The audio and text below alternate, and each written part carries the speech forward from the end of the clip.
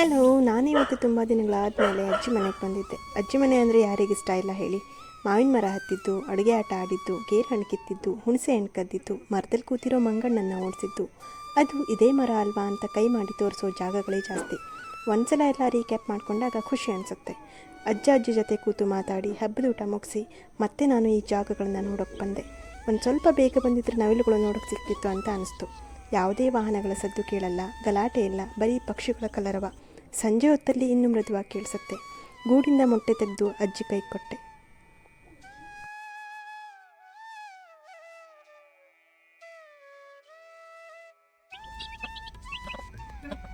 ಕೋಳಿ ಮರಿಗಳ ಜೊತೆ ಮುದ್ದಾಡಿ ಬರುವಾಗ ಅಜ್ಜಿ ನಮ್ಮ ಕೈ ಹಿಡಿದು ತಿನ್ನಕ್ಕೆ ಏನಾದರೂ ತಗೊಳ್ಳಿ ಅಂತ ಟಿಪ್ಸ್ ಕೊಡ್ತಾರಲ್ಲ, ಅದೇ ಒಂಥರ ಖುಷಿ.